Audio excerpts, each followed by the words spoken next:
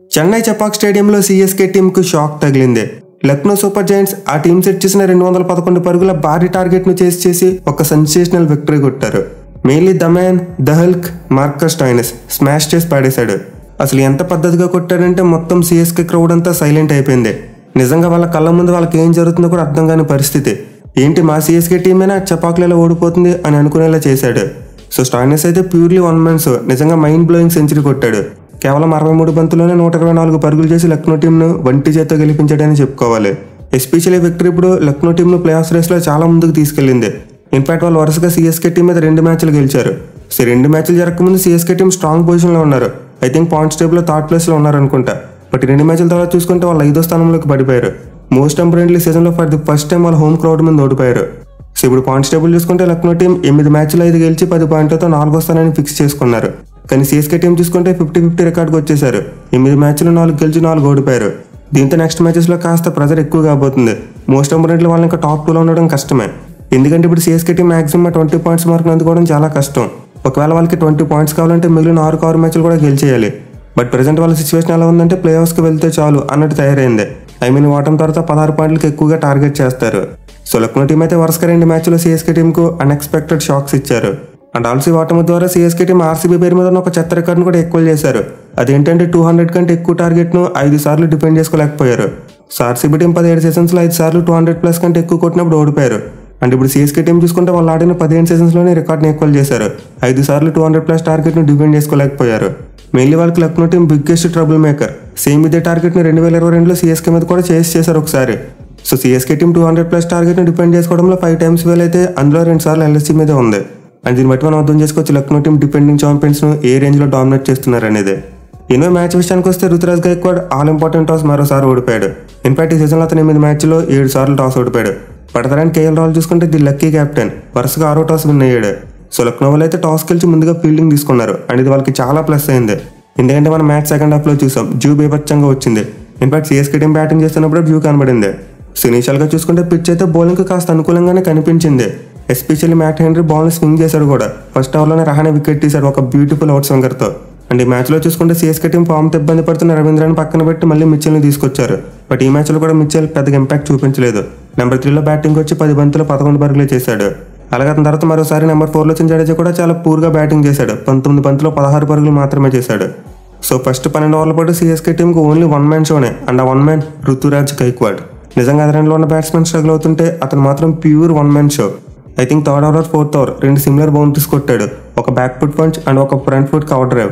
నిజంగా 2 షాట్లు అయితే ప్యూర్ క్లాస్, మైండ్ బ్లోయింగ్ అనిపించింది. సో పిచ్ అయితే డెఫినెట్లీ బ్యాటింగ్ కాస్త డిఫికల్ట్గానే ఉంది. బట్ ఆ టైంలో గైక్వాడ్ వేరే పిచ్ మీద బ్యాటింగ్ చేస్తున్నట్టు చేశాడు. అసలు ప్రాపర్ క్రికెట్ షాట్లతో రిస్క్ తీసుకోకుండా రన్స్ ఎలా కొట్టొచ్చో గైక్వాడ్ ఒక డెమో వేశాడు.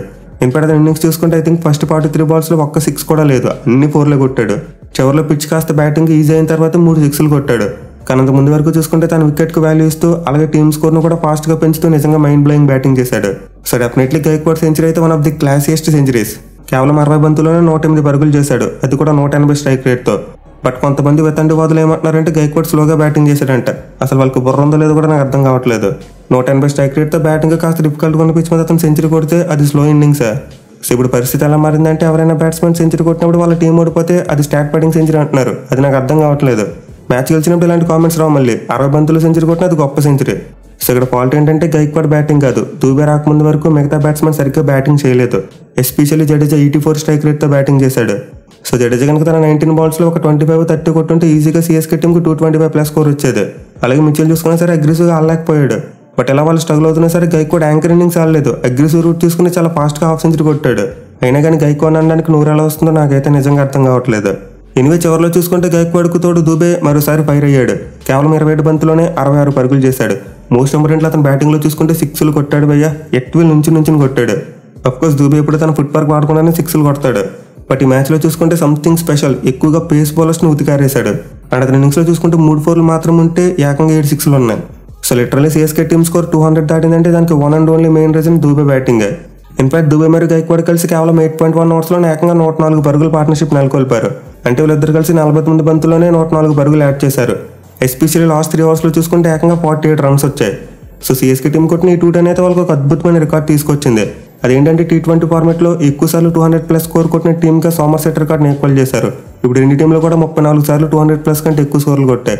అండ్ సెకండ్ ప్లేస్లో చూసుకుంటే మన టీమిండియా ఉంది, 32 సార్లు కొట్టారు. సో లిటరల్లీ సిఎస్కే బ్యాటింగ్లో పెద్దగా ఫాల్స్ ఏమీ లేవు. ఒక్క జడేజా మరియు మిచెల్ మాత్రమే కాస్త స్లోగా బ్యాటింగ్ చేశారు. వాళ్ళు కూడా ఒక 150 స్ట్రైక్ రేట్తో బ్యాటింగ్ చేస్తుంటే ఖచ్చితంగా 225+ స్కోర్ వచ్చేదే. ఇక లక్నో బౌలింగ్ విషయానికి వస్తే స్టార్టింగ్లో బాగా బౌలింగ్ చేశారు. ఎస్పెషల్లీ మార్టిన్ అయితే అద్భుతమైన బౌలింగ్. 4 ఓవర్స్లో 28 రన్స్ మాత్రమే ఇచ్చి ఒక వికెట్ తీసుకున్నాడు. అలాగే కృణాల్ పాండ్యా మరియు బిష్ణు కూడా చాలా బాగా బౌలింగ్ చేశారు.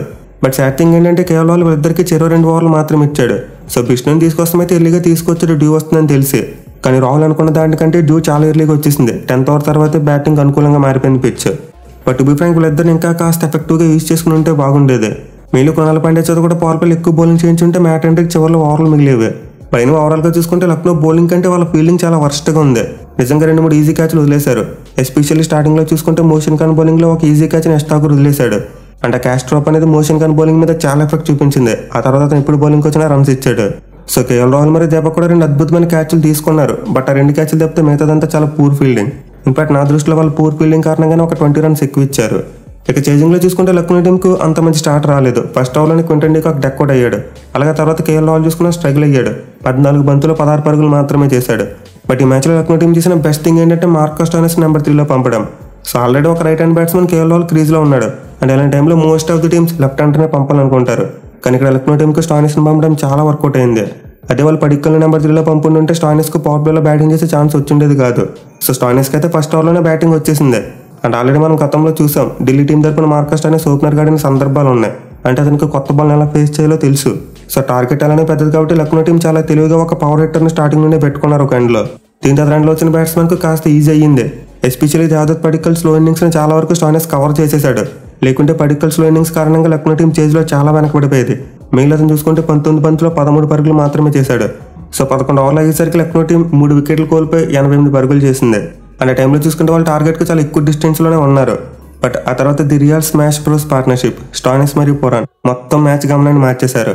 వీళ్ళిద్దరు కలిసి కేవలం 5.3 ఓవర్స్లోనే 70 పరుగుల పార్ట్నర్షిప్ నెలకొల్పారు. సో ఓవర్ నెంబర్ 11 నుండి ఓవర్ నెంబర్ 16 ఈ మధ్యలో చూసుకుంటే లక్నో టీంకు వాళ్ళ టార్గెట్ చేసింగ్లో చాలా గట్టి బేస్మెంట్ ఏర్పడింది. 10th ఓవర్స్లో వాళ్ళు కొట్టాల్సిన టార్గెట్ అవుట్ ఆఫ్ రీచ్ కాకుండా చేసుకున్నారు. సో నికోలస్ పురాన్ అయితే కేవలం 15 బంతుల్లోనే 34 పరుగులు చేశాడు. But still Lucknow team match కావాలంటే లాస్ట్ 3 ఓవర్స్లో 47 పరుగులు చేయాలి. అంటే ఆల్మోస్ట్ సిఎస్కే టీం లాస్ట్ 3 ఓవర్స్లో ఎంతైతే కొట్టారో లక్నో వాళ్ళు కూడా అంతే కొట్టాలి. అండ్ ఈ టైంలో చూసుకుంటే సిఎస్కే టీం కొంతవరకు గేమ్లోకి కంబ్యాక్ చేసినట్టు అనిపించింది. But all of the sudden Deepak కూడా చివరిలో ఒక అన్బిలీవబుల్ క్యామ్ ఇన్నింగ్స్ ఆడాడు. 6 బంతుల్లోనే 17 పరుగులు చేశాడు. సో లిటరల్లీ క్యామ్ ఇన్నింగ్స్ అయితే స్టాయినిస్కు చాలా హెల్ప్ చేసింది. మెయిన్లీ 10 రన్ వేసిన 19th ఓవర్లో కూడా బ్యాక్ టు బ్యాక్ 4s కొట్టాడు. దీంతో లాస్ట్ ఓవర్లో టార్గెట్ అనేది 20 బిలో వచ్చింది. 17 పరుగులు చేస్తే లక్నో టీం గెలుస్తారు. సో ఈ పాయింట్ ఆఫ్ టైంలో డెఫినెట్లీ లక్నో వాళ్ళే ఫేవరెట్స్. ఎందుకంటే మార్కస్ స్టాయినిస్ అప్పటికే సెంచరీ కొట్టి క్రీజ్లో ఉన్నాడు. అండ్ గెస్ వాట్, లాస్ట్ ఓవర్లో 17 రన్స్ కావాల్సినప్పుడు అతను ఫస్ట్ 3 బాల్స్లోనే గేమ్ని ఫినిష్ చేశాడు. సో లిటరల్లీ 10th ఓవర్స్లో గైక్వాడ్ మరియు దూబే ఏదైతే చేశారో ఇక్కడ కూడా సేమ్ టు సేమ్ స్టాయినిస్ మరియు దీపక్ కూడా చాలా ఈజీగా టార్గెట్ని చేశారు. మెయిన్లీ స్టాయినిస్ చూసుకుంటే ఈ మ్యాచ్లో 124 రన్స్ కొట్టాడు. సో ఇప్పటివరకు ఐపీఎల్ హిస్టరీలో ఏ బ్యాట్స్మెన్ కూడా సిఎస్కే టీం మీద ఎంత పెద్ద సెంచరీ కొట్టలేదు. సిఎస్కే టీం మీద ఒక బ్యాట్స్మెన్కి చూసుకుంటే హైయెస్ట్ ఇండివిజువల్ స్కోర్ ఇదే. ప్రీవియస్గా చూసుకుంటే రికార్డ్ పాల్ వాల్తట్టి మీద ఉండేది. ఇప్పుడు 2011లో కొట్టాడు 120 పరుగులు. సో ఆల్మోస్ట్ 13 ఏళ్ల తర్వాత మార్కస్ స్టాయినిస్ ఇప్పుడు ఆ రికార్డును బ్రేక్ చేశాడు. అలాగే స్టాయినిస్కు చూసుకుంటే ఐపీఎల్లో ఫస్ట్ సెంచరీ. ఇన్ఫాక్ట్ అతను చాలా పూర్ ఫామ్లో ఉన్నాడు. ఈ సీజన్లో ఇంతకుముందు 7 మ్యాచ్లో చూసుకుంటే 55 బంతులు 56 పరుగులు మాత్రమే చేశాడు. బట్ ఈ మ్యాచ్లో చూసుకుంటే సిఎస్కే టీంకి ఎముడిలా మారి 63 బంతుల్లోనే 124 పరుగులు చేశాడు. సో డెఫినెట్లీ స్టాయినిస్ అయితే వంటి చేత మ్యాచ్ని గెలిపించాడని చెప్పుకోవాలి. అంటే తనకి player of the match award కూడా ఇచ్చారు. ఇక సిఎస్కే బౌలింగ్ విషయానికి వస్తే same to same Lucknow bowling లాగే ఉంది. అండ్ వీళ్ళు కూడా స్పిన్నర్స్ని ఎక్కువగా యూజ్ చేయలేదు. అండ్ రీజనబుల్ డ్యూ ఫ్యాక్టర్ ఉంది. బట్ టు బి ఫ్రాంక్ జడేజాకి ఇంకా ఓవర్ ఎక్స్ట్రా ఇచ్చుంటే బాగుండేది. ఎస్పెషల్లీ తను వేసిన ఫస్ట్ ఓవర్లో ఎక్కువ రన్స్ ఇచ్చినప్పటికీ సెకండ్ ఓవర్లో 5 రన్స్ ఇచ్చాడు. బట్ తర్వాత అతనికి థర్డ్ ఓవర్ ఇవ్వడానికి సంకోచించారు. ఎందుకంటే నికోలస్ పురాన్ బ్యాటింగ్ వచ్చాడని చెప్పి. అలాగే స్టార్టింగ్లో చూసుకున్న దీపక్ చార్ తన సెకండ్ ఓవర్లో 10 రన్స్ ఇచ్చాడని చెప్పి నెక్స్ట్ ఓవర్ అతనికి బౌలింగ్ ఇవ్వలేదు. అతని మ్యాచ్లో కేవలం 2 ఓవర్స్ మాత్రమే బౌలింగ్ చేశాడు. సో మరోసారి అయితే 10 రన్ గట్టిగానే ట్రై చేశాడు. 4 ఓవర్స్లో 35 రన్స్ ఇచ్చి 2 వికెట్స్ తీసుకున్నాడు. బట్ 10th ఓవర్స్లో అతని బౌలింగ్ కూడా బ్యాక్ ఫైర్ అయింది. మిగిలిన 19th ఓవర్లో 3 4లు వెళ్ళాయి. ఇక ముస్తాఫిజుర్ రహమాన్ గురించి అయితే చెప్పనవసరం లేదు. ఈ మ్యాచ్లో విలన్ అతనే 3.3 ఓవర్స్లోనే 51 పరుగులు ఇచ్చాడు. ఇన్ఫాక్ట్ అతనితో పాటు ఈ మ్యాచ్లో సిఎస్కే ఫీల్డింగ్ కూడా అత్యంత ఘోరం. చాలా ఈజీగా బౌండరీస్ వదిలేశారు. ఎస్పెషల్లీ దీపక్ చార్ ఒక్కటి 2 4లు వదిలేశాడు. సో మేబీ డ్యూ ఫ్యాక్టర్ వల్ల ఏంటో తెలియదు కానీ వాళ్ళు ఫీల్డింగ్ బాగాలేదు, బౌలింగ్ బాగాలేదు. బట్ స్టిల్ ఛాంపియన్స్ టీమ్స్ అలాంటి సాకులు చెప్పుకోకూడదు. డ్యూ ఫ్యాక్టర్ ఉంది అందుకే మ్యాచ్ ఓడిపోయాం, మాకు సరిగ్గా బౌలింగ్ పడలేదు, మాకు పిచ్ సపోర్ట్ చేయలేదు, ఇలాంటివి చెప్పుకోకూడదు. సో ఫస్ట్ మ్యాచ్లో సిఎస్కే బౌలింగ్ మరియు ఫీల్డింగ్ బిలో పార్ ఉంది. అండ్ వాళ్ళు కనుక ఇంప్రూవ్ చేసుకోకపోతే నెక్స్ట్ మ్యాచెస్లో కూడా కష్టాలు తప్పకపోవచ్చు. ఎస్పెషల్లీ ఇప్పుడు వాళ్ళ మీద ప్రెజర్ ఎక్కువ ఉంటుంది. వాళ్ళకి మిగిలిన 6 మ్యాచ్లో కనీసం 4 గెలవాలి ఇప్పుడు, లేకపోతే ప్లే ఆఫ్స్కి వెళ్ళడం కష్టం. చూడాలి మరి CSK team back to back losses తర్వాత ఎలా బౌన్స్ బ్యాక్ అవుతారనేది.